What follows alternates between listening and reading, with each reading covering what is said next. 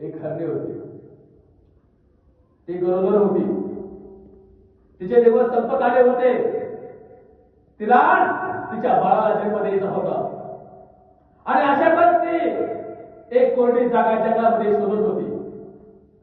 एक शिकारी हातामध्ये बाण घेऊन आला त्या हरणीला मारण्यासाठी.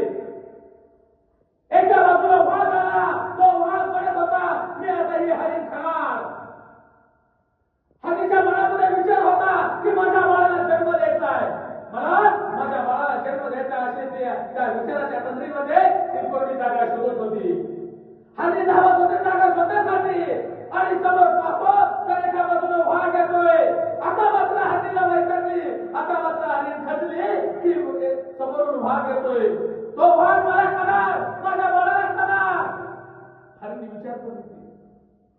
दुसऱ्या बाजूला धावायला लागली. त्या झाडाच्या फांदीमध्ये वाघ बाण रोखून धरून तो थांबलाय. त्या शिकाऱ्याला हरीण मारायची. हरणीच्या पुढं प्रश्न निर्माण झालं. एका बाजूला वाघ येतोय, दुसऱ्या बाजूला शिकारी बाण धरून थांबलाय. काय करावं समजना. हरणीच्या पोटामध्ये काय निर्माण होत होत्या, तिला वेदना हैराण झाले, ती बेभान झाली होती. तिच्या डोक्यामध्ये थया थया मुक्या नाचत होत्या. काय करावं. वाली कोरडी जागा शोधत होती बाळाला जन्म देण्यासाठी आणि त्याच वेळेला दुसरीकडे धावायला लागले आणि त्याच वेळेला त्याने एका ठिकाणी कोरडी जागा सापडली आणि त्या कोरड्या जागेकडे जायला लागले. त्याच वेळेला आकाशातून एक वीज पडली आणि त्या कोरडा पाला पाचोळा जळायला लागला. आता मात्र हरणी वैतागली.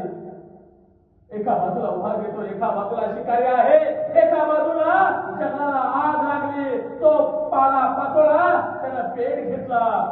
आता मात्र हरणीच्या समोरचं पर्याय संपलं. तिने आकाशाकडे बघितलं, ढग दाटून आलं आणि अखेर सर्व संकट जवळ जवळ जवळ जवळ जवळ जवळ येत होती.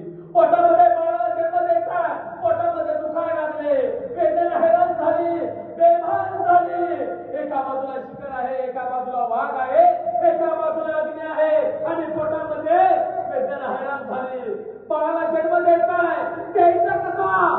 अनेक प्रश्न तिच्या समोरचे सर्व पर्याय संपले आणि सर्व पर्याय संपल्यानंतर तिने मात्र अखेर डोळं झाकलं आणि त्याने ईश्वराला प्रार्थना केली, परमेश्वरा माझ्या समोरचे सगळे पर्याय आता संपले. या भल्या मोठ्या संकटातून तूच फक्त मला वाचवू शकतोस. माझ्या बाळाला मला जन्म द्यायचा आहे. पोटामध्ये वेदना निघायला लागल्या, तळा निघायला लागल्या. परमेश्वरा ईश्वरा माझ्या समोरचे सर्व पर्याय संपल्यात. या भल्या मोठ्या संकटातून तूच फक्त मला वाचवू शकतो. आणि अखेर त्या घायल झालेल्या हरणीची प्रार्थना आज ठिकाणी परमेश्वराने ऐकली आणि अचानक ज्या ठिकाणी झाडाच्या बुंदामध्ये शिकारी बाण रोखून धरला होता त्या हत्तीवर, त्या ठिकाणी वीज कोसळली आणि हातातला तो शिकाऱ्याच्या हातातला बाण सुटला आणि थेट वाघाला जाऊन लागला. मुसळधार पाऊस आला आणि ती आग पेटलेला म्हणवा, पेटलेली आग ती संपूर्ण विझली आणि अखेर काही क्षणामध्ये सर्व संकटे दूर झाली आणि अचानक पाऊस उघडला आणि एका कोरड्या ठिकाणी स्वच्छ ठिकाणी त्या हरणीनं, त्या माता माऊलीनं आपल्या बाळाला जन्म दिला. ती हरणी सुखरूप व्यवस्थित राहायला लागली. ज्या ठिकाणी ज्या वेळेला आपल्याला संकट येतील, अडचण येतील, ज्या वेळेला आपल्याला समोरचे सर्व पर्याय संपतील, त्या वेळेला आपण ईश्वराचं परमेश्वराचं नामस्मरण जर केलं, अंतःकरणापासून मनापासून जर नामस्मरण केलं, परमेश्वराचा धावा केला, तर नक्कीच तो आपल्याला संकटकाळी प्रत्येक संकटकाळी धावल्याशिवाय राहणार नाही. या ठिकाणी एवढं सांगू इच्छितो आणि इथं सांगतो. धन्यवाद.